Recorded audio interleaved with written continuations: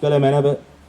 කරුණාවේ උල්පත වන ක්‍රිස්තුස් වහන්සේගේ දිව්‍ය හෘදය තුලින් අප උදෙසා වැහුණු රුධිරය සහ ජලයෙන් ඔබ වහන්සේ කෙරෙහි විශ්වාසය තබමි. ජේසුස් සමිදානනි ඔබ වහන්සේ කුත්තුසේක එනමුදු ජීවනයේ උල්පතාත්මයන් වෙත ගලා යමින් ඔබ වහන්සේ කරුණා සාගරයේ මුල් ලෝකයට විවෘත කළසේක. ජීවනයේ උල්පතෙනි ඔබ වහන්සේගේ අපරිමිත කරුණාවෙන් ලෝකයේ වැළඳගෙන ඔබ අප වෙත හිස් කළසේක. කරුණාවේ උල්පත වන ක්‍රිස්තුස් වහන්සේගේ දිව්‍ය හෘදය තුලින් අපෝදේසා වැහුණු ඒ රුධිරය සහ ජලෙනි ඔබ වහන්සේ කෙරෙහි මම විශ්වාසය තබමි. ජේසුස් සමිදානනි ඔබ වහන්සේ කුත්තුසේක එනමුදු ජීවනයේ උල්පත ආත්මයන් වෙත ගලා යමින් ඔබ වහන්සේ කරුණා සාගරයේ මුල් ලෝකයට විවෘත කළසේක. ජීවනයේ උල්පතෙනි ඔබ වහන්සේගේ අපරිමිත කරුණාවෙන් මුල් ලෝකයේ වැළඳගෙන ඔබව අප වෙත හිස් කළ මැනව. කරුණාවේ උපත වන ක්‍රිස්තුස් වහන්සේගේ දිව්‍ය හෘදය තුලින් අප උදෙසා වැහුණු රුධිරය සහ ජලයෙනි මම ඔබ වහන්සේ කෙරෙහි විශ්වාසය තබමි. ශ්‍රී ලාංකික ජනතාවක් ලෙස අපි අවුරුදු ගණනාවක් අප රටට සාමය ඉල්ලා අපි යාඥා කළා. දේවම්මට අපි මොර ගැසුවා. අබ්බා පියන් වහන්සේ ඉදිරියේ අප වෙනුවෙන් තවදුරටත් මැදිහත් වන්නටය කියලා ඉතිහාසයේ අප රට වෙනුවෙන් මැදිහත් වූ වාසේ අප උදෙසා කෙලෙසද මැදිහත් උනේ කියලා අපි තේවත්ත බැසිලිකාව ගැන අපි කතා කරද්දී ඒ භූමියට යද්දී ස්වාමින් වහන්සේ අපට මතක් කරලා දෙනවා. ඒ තත්ත්වය අද අප රටට උදා වෙමින් පවතිද්දී උදා වෙලා තියදී ස්වාමින් වහන්සේට අපි ස්තුති කරමු, ප්‍රශංසා කරමු. ඒ තුල මේ ජීවිතයෙන් සමගත් ඒ සියලුම අපගේ සහෝදර සහෝදරියන් සිංහල දමිළ සහෝදර සහෝදරියන් අපි මතක් කරගනිමු. ස්වාමින් වහන්සේට ස්තුති කරමු, ප්‍රශංසා කරමු. ඒ ජීවිත වෙනුවෙන් අපි දේව මාතාවන් වහන්සේගේ මැදහත් වීම තව දුරටත් අප රටට අප දේශයට දවා දෙන්නට කියා ඉල්ලමින් අපි යාඥා කරමු. මෙලෙස සම්බන්ධ වන්න. අහෝ දයාබර සෙනෙහවන්ත මෑණියනි, ශ්‍රී ලංකා රාජේශ්වරිය හා අපාරක්ෂිකාවෙනි, මේ තීරණාත්මක මොහොතේදී අප නිහතමානීව බැගහැපත්ව අයද සිටින මේ ඉල්ලීමට සවන් දුන මැනව. දයාබර මෑණියනි, යුද්ධ සංග්‍රාමවලදී හා අනේකාකාර අනතුරුවලදී ඔබ අප සහයට වැඩියා නොවේද? ඔබගේ නොවෙනස් ප්‍රේමයෙන් අප අතර මුල් බැස ඇති බද්ධ වෛරය හා ප්‍රචණ්ඩ ක්‍රියා පළවා හැරිය මැනව. අප රටේ ප්‍රේමය හා ධර්මිෂ්ඨකම රජ කරන රාජ්‍යයක් ගොඩනැගීමට අපට සහාය වූ මැනව.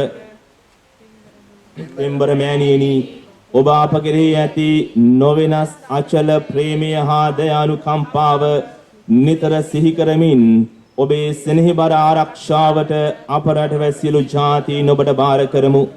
අප සමාජය තුළ සහෝදරත්වය, සාමය හා එකමුතුකම ගොඩනැගීමට අපට සහාය වූ මැනව.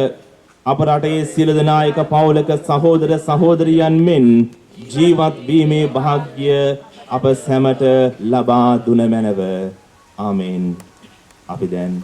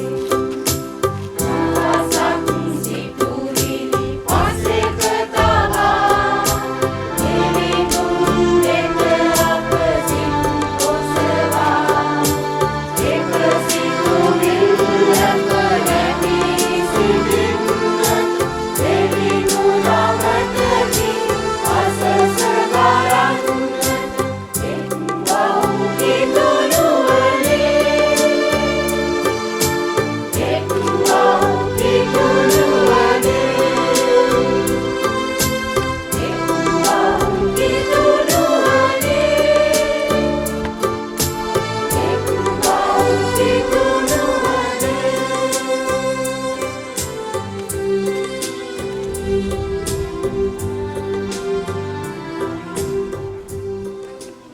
යාඥාවක් ආරම්භ කරන්නේද අවසන් කරන්නේද සුද්ධෝත්තිය සීතර කුසේ ලක්වෙන්දින්නේ පියපු සුදකුන් යන තුන්දෙනා වහන්සේ අපට අනාවරණය කරන්නේ දෙවියන් වහන්සේ අපට කවරෙක් යන්නයි අපි ආගම ධර්මයේ හැදෑරීමේදී දෙවියන් වහන්සේ පිළිබඳ බොහෝ කාරණා ඉගෙන ගන්නෙමු එහෙත් අපගේ ජීවිතයට වඩා වැදගත් වන්නේ දෙවියන් දැන ගැනීමයි ඔවුන් වහන්සේව අපට දැන ගැනීමට හැකිවන්නේ ඔවුන් වහන්සේ අපහට දක්වන්නා වූ ප්‍රේමී මාර්ගයෙන්ය.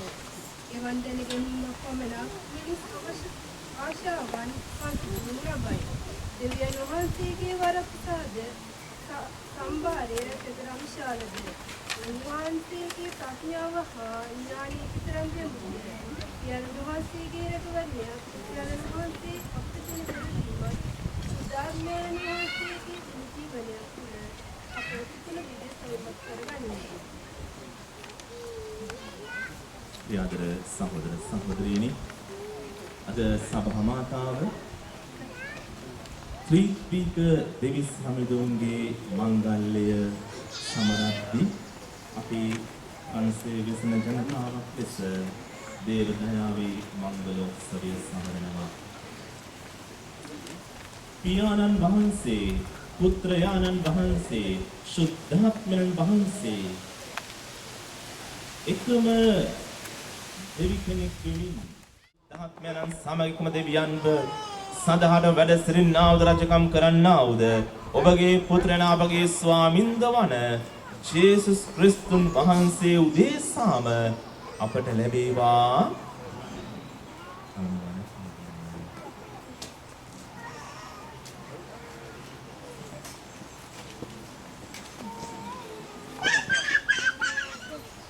ඉහළහසේද පහත් පොළවේද ස්වාමීන් වහන්සේ දෙවියන් වනසේක.